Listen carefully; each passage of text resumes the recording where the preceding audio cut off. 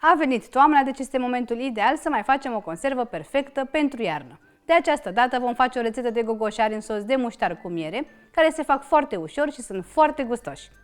Vor fi perfecți pentru a-i servi alături de carne sau pește. Ca ingrediente vom avea nevoie de 3 kg de gogoșari curățați și tăiați în feliuțe, 250 de ml de oțet, 250 de ml de ulei, 2 linguri cu vârf de sare grunjoasă, o lingură de boabe de piper, căței de la o căpățână de usturoi, o lingură de boabe de muștar, câteva frunze de dafin, 250 de grame de miere și 500 de grame de muștar dulce. Pentru a pregăti gogoșari în sos de muștar, voi folosi plită electrică cu inducție de la Electrolux. De ce aleg să folosesc o plită cu inducție? În primul rând pentru că este foarte ușor de curățat, la fel de ușor de folosit și este foarte rapidă. Voi începe prin a o porni și îmi place că îmi detectează automat vasul în care voi găti. O voi seta la treapta 6 și voi adăuga uleiul. În uleiul neîncălzit voi adăuga usturoiul, pe care îl voi lăsa să se călească încet, astfel încât uleiul să devină cât mai aromat. Am mare grijă să nu ard usturoiul. Usturoiul s-a înmuiat, așa că pot adăuga muștarul. Poate fi orice fel de muștar, clasic, dulce sau chiar cu hrean.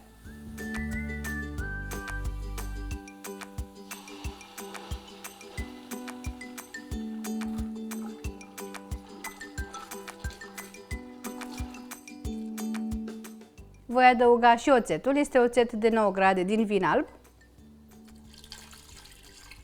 Și bineînțeles și mierea, pe care o puteți înlocui cu o cantitate egală de zahăr.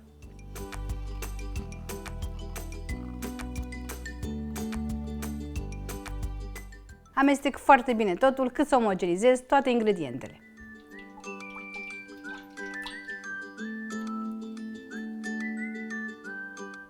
După ce am amestecat foarte bine, voi adăuga boabele de piper, de muștar,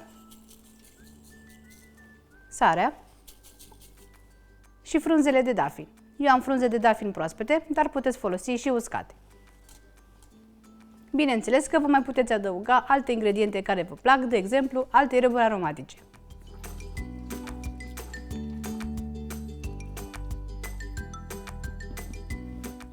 În sosul de muștar voi adăuga gogoșarii. Dacă nu aveți gogoșari, puteți folosi și ardei capia sau chiar ardei gras, însă să fie cât mai cărnos.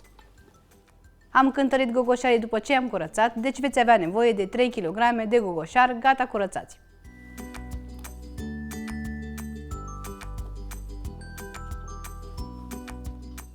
Voi amesteca foarte bine gogoșarii cu sosul.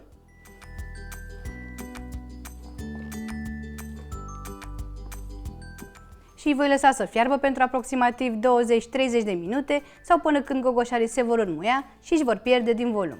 Vreau să fie doar moi, deci nu-i gătesc excesiv pentru că vreau să rămână ușor crocanți.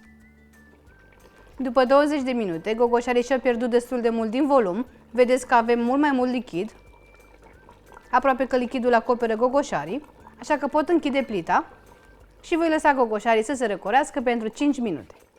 Cu ajutorul unui clește, voi pune pentru început gogoșarii în borcane sterilizate.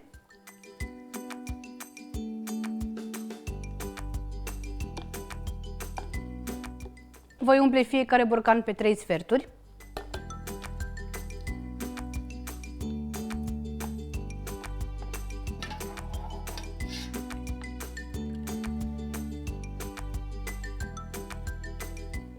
După ce am umplut borcanele cu gogoșari, voi adăuga și zeama, astfel încât să umplu fiecare borcan.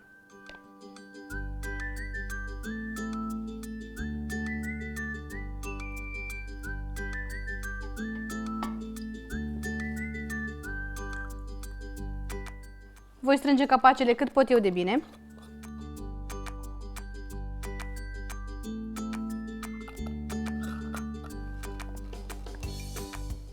Iar pentru un plus de siguranță, voi fierbe borcanele și la bain-marie.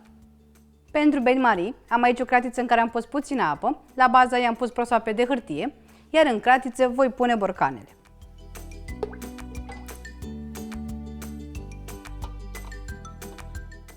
Apa trebuie să cuprindă borcanele cam pe 3 sferturi pentru a fierbe foarte bine. Voi porni acum plita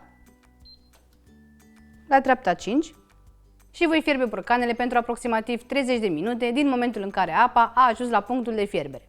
Pentru că plita cu inducție de la Electrolux este și rapidă și puternică, poate fierbe 1 litru de apă în 3 minute, deci voi câștiga destul de mult timp. Cele 30 de minute au trecut, așa că pot închide plita și voi lăsa borcanele în cratiță să se răcească ușor, apoi le pot depozita în cămară. Dragilor, aceasta a fost rețeta mea de gogoșari în sos de muștar cu miere. Gogoșarii sunt foarte gustoși, ușor crocanți și foarte aromați. Combinația de muștar cu miere este una absolut minunată. Această conservă se face ușor, este la îndemâna oricui și se păstrează foarte bine peste iarnă. Puteți servi gogoșarii drept garnitură pentru carne sau pește sau îi puteți adăuga la diferite preparate. Sunt foarte buni în salate. Păstrați borcanele undeva la răcoare, în cămare sau în pivniță, iar după ce desfaceți un borcan, îl puneți în frigider. Sper din suflet să vă placă rețeta și să vă fie de folos. La revedere!